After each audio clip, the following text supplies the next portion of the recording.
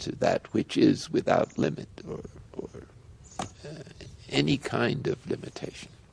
When you say describe God, you have already assumed that something exists. I would say, don't assume anything. Everything that you do not know, have the basic humility to see that I do not know. Only when you see I do not know, there is a possibility of knowing it. When you say describe God, you have a firm assumption that there is somebody sitting up there. This assumption has created enormous pain and suffering to human beings on this planet. Probably maximum number of lives have been taken on this planet in the name of God. Most horrible things on this planet have been done in the name of God. Simply because the fight in the world is not between good and evil. Even today, the wars in the world is not between good and evil. It's always between one man's belief versus another man's belief. The moment you believe something that is not a living experience for you, you're already in conflict with somebody else who believes something else. Here in Vietnamese, we call cái nón. And French people say, no, it's c'est un chapeau. And American people say, no, it's a hat. You are wrong. It's not cái nón, it's a hat. But that reality. I call cái nón, you call hat, other call chapeau. So God is that reality of greatness, of beauty, of growth. Wherever you see great understanding, wherever you see light, where you see peace and love, that is God. And that is Buddha. If you want to seek, when you say God, you're talking about the source of life. Why this idea of God has come to you is, when you were born and you opened your eyes, all this creation was already on. So you assumed, if so much creation has to be there must be a creator.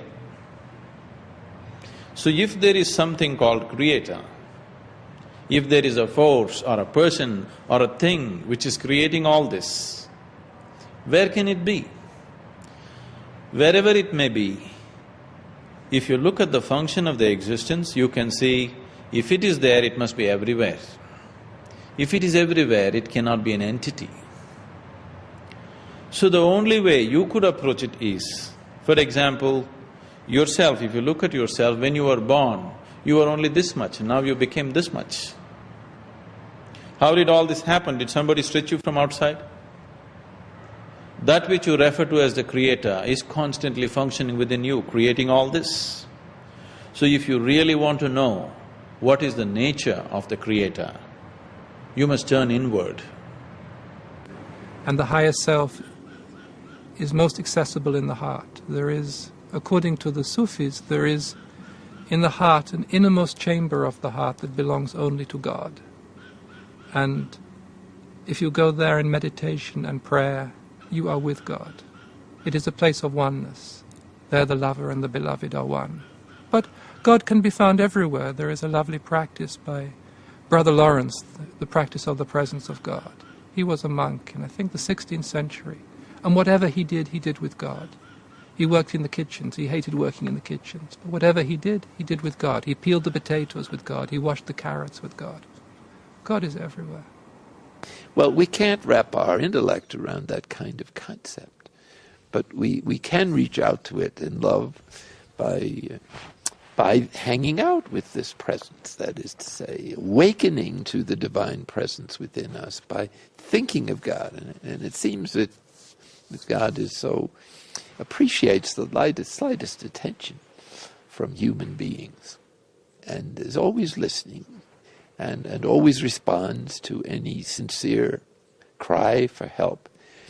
Though he doesn't always take away our problems, which usually everybody would prefer.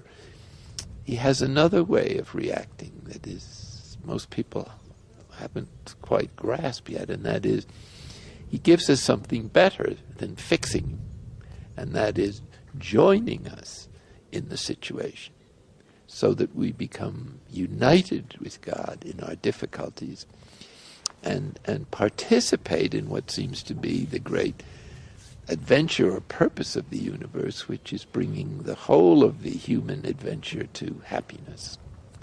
And so our efforts, our good thoughts, our good actions are collaborating with the divine goodness in trying to bring divine happiness into human life and the ultimate purpose of creation. From this perspective is the transformation, not just our improvement as human beings, however desirable that is for our relatives and friends, but a recreation.